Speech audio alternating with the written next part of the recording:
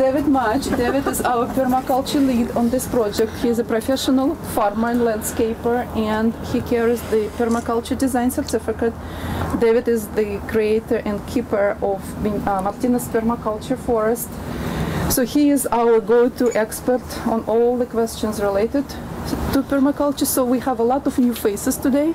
Could you please speak a little bit about the concept of permaculture, and then David will talk about this particular piece of land and what's going to happen in big strokes here. Thank you everybody for showing up this morning, and thank you for being here, and especially to the new faces that haven't been part of this program before. And I just want to appreciate this is a Saturday morning and you're taking your valuable time to be here, and hope we will make it well worthwhile, and you'll be able to take away something that you can use at home or something to ruminate on for the future. Because this design, the project that we have here is thanks to Elena, and she's disappeared now, but I wouldn't be here if it wasn't for her vision and her determination, and she does have some determination to make this happen. The grant that we were able to get from the City Council, the Benicia Sustainability Commission, and that's thanks to Constance as well. And so a lot of people are bringing this together, but I just happen to be one privileged to tell you a bit about what we're doing here today. So thank you. And so this is based on permaculture. These seed plots that we're creating are based on permaculture, which is an ethical design system which mimics nature.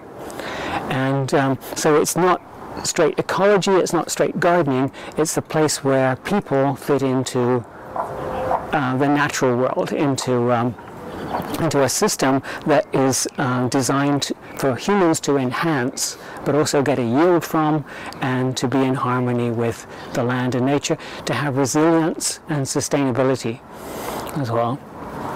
And so permaculture is a set of roughly 12 principles based on the ethics of earth care, people care, and fair share. And within these 12 principles, they overlie about 7 different disciplines, one of which is gardening, and that's the one that we're focusing on here today, but there's also finance, land management, health, education, a whole range of things that permaculture has its stamp on. And even though we're looking at gardening today, it's all together, it's holographic. It's one thing on top of the other, and they need to layer into one another. So even though we'll be doing gardening, we'll be actually planting some herbs here, if not today, later, that would impact the healthcare aspect. And that there might be a recreational aspect here where there's a little seated area, and we're here in the tiki house now. So it's bringing gardening and people together. And the package that we have here is a seed plot. It's not designed to be the whole thing, but it's a starter package basically. It's for inspiration and education so that people can see what we're doing and maybe take it home or think, well, I'd like something like this, so if we do this again next year, it might be a candidate for another one of these seed plots. But basically, it's a starter. It's just the beginning, and there's more that could be done, but this is a primer. And some of the basics of what we're doing here is storing rainwater and making the most of the little rainfall that we have. So the area that we're going to be working in is what you see in front of you straight out and down as far as the trailer. And we've got something like 40, 50 feet in this direction and another 52 feet in that direction. And we're going to be planting this with a food forest, which is a carefully selected group of plants that can best use the water that's available, and also the vertical space as well, because there's 2 different tree levels. We're going to be planting, I think it's 8 trees here, and there's the upper tree level, which would be up to around 15 feet or so, the lower canopy, which would be up to 6 feet or less, and a shrub layer, and that could be the blueberries, Cape gooseberry, we've got some goji berries. There would be the vine layer, which would be grape, and I can't think of what else, something like mashua as well. Exactly, and then there's the herbaceous layer, which would be a lot of the annual vegetables would fit into that, but we're also focusing on perennial vegetables because we don't need to replant them, and they come back year after year. They're low maintenance and they're well adapted to low rainfall usually. And the work is pollution. And work is pollution. Thank you. Yes, and work is a heckler in the back there. That I think yes, you can take her out. Someone said it was very wise that work is pollution, and that's one of the tenets of permaculture. That work is pollution, meaning the more intense work we have to put into something, the more detailed and dependent it is on work, the chances are that it's more polluting the natural environment. And if another thing you might look at in that realm is the forest, and it doesn't go to the dump and it doesn't buy a bag of fertilizer, but it continues and it has enough water, and things just manage themselves. And so any work in the forest would be pollution, really. You're polluting it in some way by destroying the natural biosystems that are in place.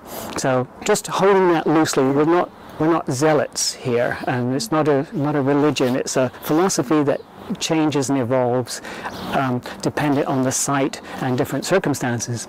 But those are some of the tenets that we're looking at here. So these different layers are using integrated pest management and companion planting, and they're working together. Different watering needs, put those together, different soil acidity preferences, we're putting those together.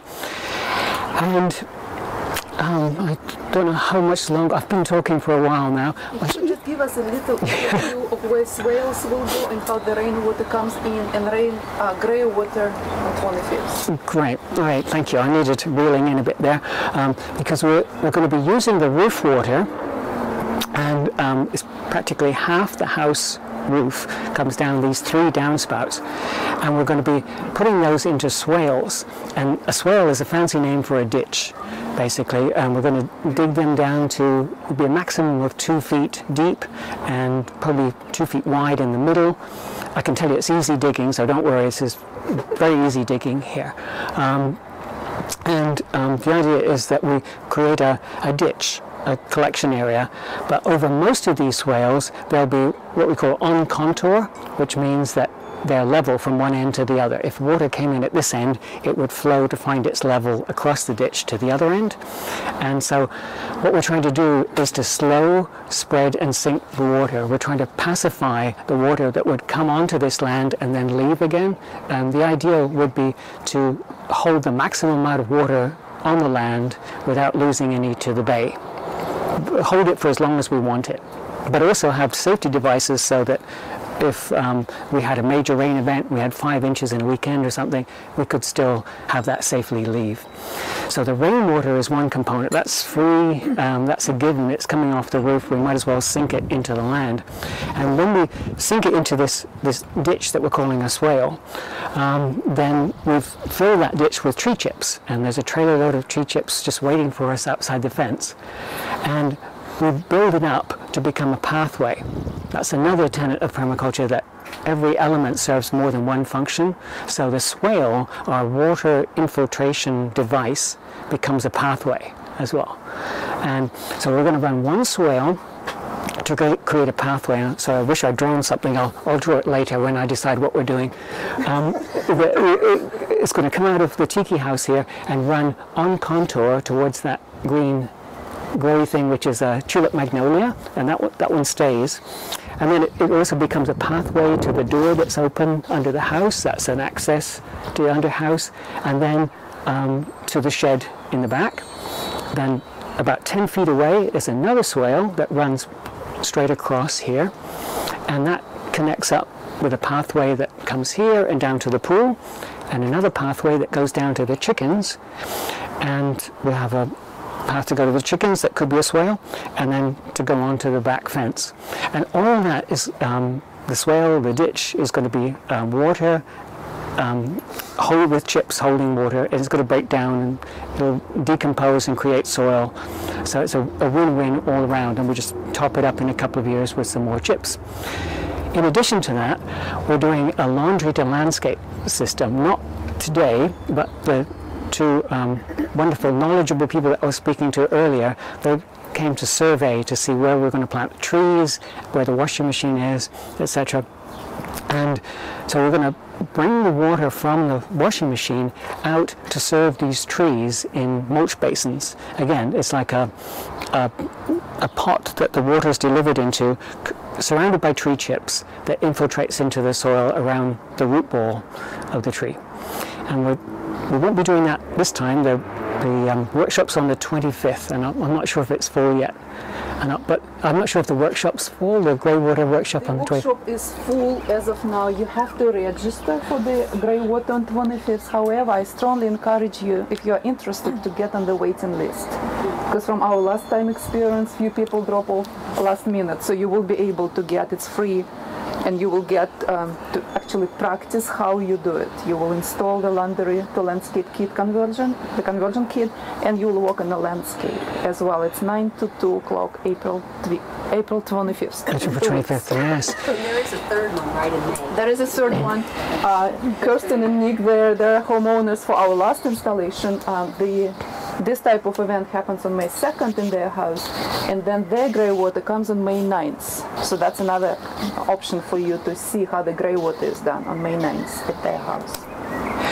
Last week we did a grey water system, and Susan was present, and it was just, she was so much help, and she was just you can do this, and it was such a delight to see how inspired she was, and just And she's back. and she came back. So that's the real test, that she came back for something else. It wasn't that bad. And so there is some work, but it's very experiential, and you're sure to take away something from that. So we're going to be delivering rainwater here, but the first thing to do, so we can warm up and move a little bit, is to start off clearing and digging the swales.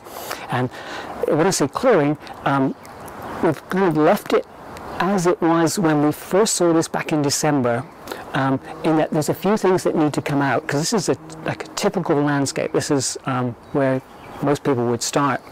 And we're going to mark a couple of plants that need to come out and go to the front. Also, these raised beds, I figure with so much people power here, we can just pick them up and take them to the front. And then we'll have a clearer space. I'm going to put out a bucket for bulbs, because we know that there's some bulbs to save in here. And I'll have another bucket for what we're calling construction trash. And the goal, of course, is to have as little as possible leave the site and not to create any trash, but we might find something buried that just has to go to the landfill. So we'll have another bucket for that.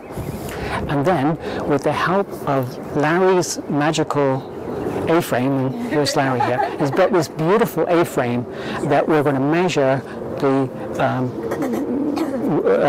level spot across here and lower down, and dig to that.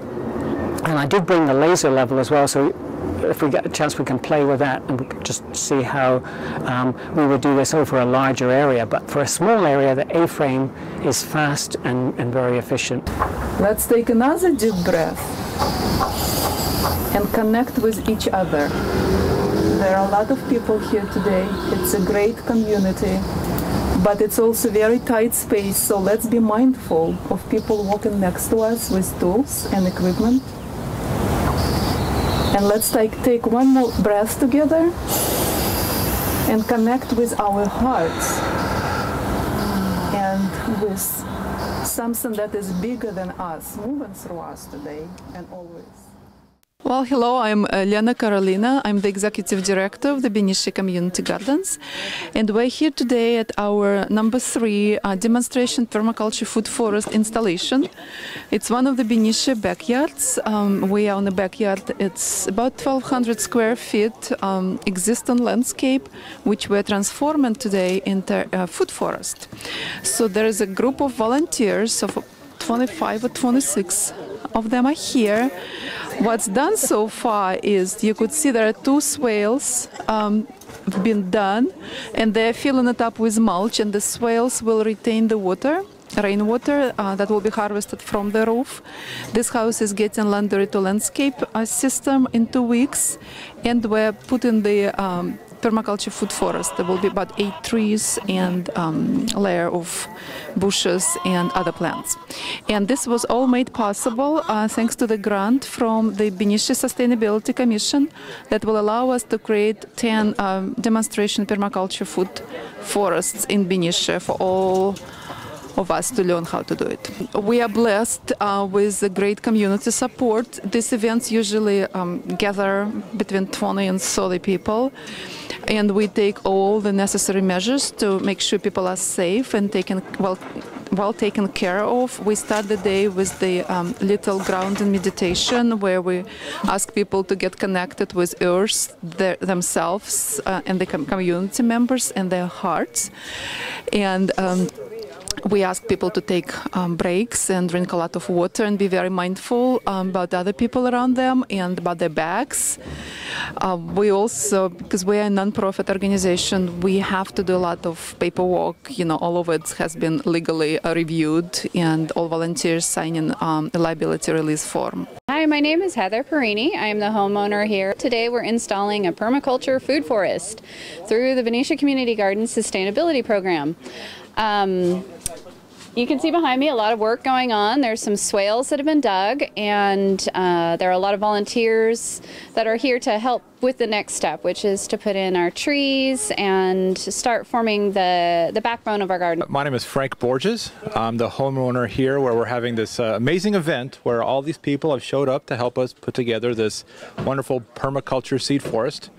I found out about it through my wife, who introduced me to this idea, and the more I research into it, the more it seems like a really plausible solution to a lot of issues that we're having. You know, water shortage, food shortages that may be coming up because of it, and be able to sustain ourselves locally through things that we can grow in our own backyard. Well, we're trying to dig a ditch, and we want the bottom of the ditch to be level so that when water comes into it, it'll spread over the whole length and not just settle in one spot. The whole idea is to save water in the ground when it runs off the roof. And what's the A-frame all about? Well, that's a way of checking the level. There's a little, right there, it's just a little tiny level, and it's adjusted so that that level indicates level when the bottom legs are level. Okay. So we pick the lowest point in our ditch. We don't worry too much about making it level when we start digging. Right. And we don't care whether the top is level. We want the bottom to be level. So then we find the lowest point after we think it's deep enough, and then we work out from that step by step, leveling as we go in both directions from the center. Now see, this one isn't level. The bubble's way off at one end. So you still are going to make that level? So I need to dig the end a little bit, although it's blended in from this other little path, so it's okay if it goes up a little bit at the end. There'll be water coming in from one of the downspouts. Will feed in over there. Will this also have the gray water coming into it? The gray water usually is from the washing machine, is usually used to water trees directly. Okay. David says it's a more efficient use of the gray water to put it directly on the trees. They don't use the gray water on the root vegetables or anything where you're directly going to eat what's in contact with the ground. Now, tell me about your construction, because I see you've got a little piece of wood holding the level, and then it looks like you've got a release on one end. Well, if we want to have, this was just a thought that probably isn't by any means necessary, but this is a foot long, and slopes on drain pipes are often described in inches of drop per foot. So if I move this down 1/4 of an inch, then that'll be level when the bottom is sloping at 1/4 of an inch per foot. So that helps you do the slope, right? If we want to have a swale that's like that one over there, is going to be sloped. Okay. And it's going to feed into this one. And this one's just going to be level straight across. This one's going to be as level as we can make it from end to end. Okay. Brilliant. Thank you, Larry. It's exciting, actually, because this is a practical way to store rainwater. You know, it comes in a big gush, and the whole idea is to not let it run off the property into the street down to the bay. We want it all to soak in here. You know, when you figure it, inch of rain on 1,000 square feet of roof is something like 600 or 700 gallons of water. Yeah. And then we have, if only 4 inches of rain, we're still talking over 2,000 gallons of water. Yeah. Incredible. Absolutely.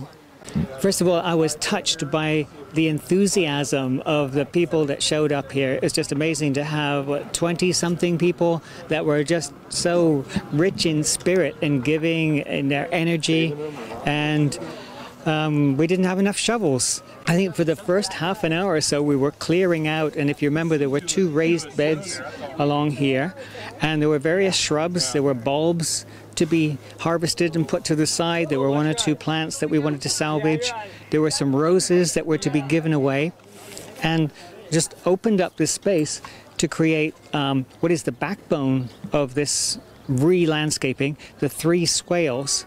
And I'm standing on one of them now because it's doubling as a path, and they run across the hill on contour, meaning that they're level from one end to the other, and then they're fed by what we would call diversion swales, where waters run into from the side to the middle of the swale. Then over here, and behind me, we have 3 downspouts that are running into the swale. The one that we're looking at now runs to the lower swale, and there's one halfway along the house that is running into this top swale, and we're not completely finished because we will have another 6 inches at least of tree chips in this swale. The swale's down about 15-18 inches from where I'm standing, and so it's quite a deep ditch. And then we left the artichoke. We left some of the existing plants. We planted a pear here, and because I've cut it off because I want it to branch out from here. So we've snipped this one. We've got an avocado over there, and in other places we've planted a plum and a grapefruit. There's still some trees to come in. Total of 8 trees to be planted here. Here's the downspout from the far end of the house that's been diverted over here into this top swale. And then behind me here, there's the path leading from the tiki house, maybe one day an outdoor kitchen, that is the path really as the main route to the pool. And we've got a diversion swale in here. This is also a spillway. This is also a safety device so that when this top swale fills up, if it ever does with water, the water can get away and escape to the lower swale, which is down here. Again, it's quite deep, maybe not quite as deep as the top one. And then farther back, there's another diversion slipway to the lower swale, which runs across as a path to the chicken coop. We've got a couple more trees to plant here in between. We were cautious because there's a sewer line that runs right underneath me here, and then about 10-15 feet over there's a gas line, so we were trying to plant between the two, not wanting to plant directly on them. So we've created swales for the water harvesting from the roof and from rain runoff. We could be putting grey water in them, but the trees will mainly benefit from the grey water. We've created connectivity through the landscape so that the major points that need access, the pool, the tiki house, access under the house, the shed, the chickens, they all have a clear place to walk so that we can plant the rest of the food forest on the raised areas in between.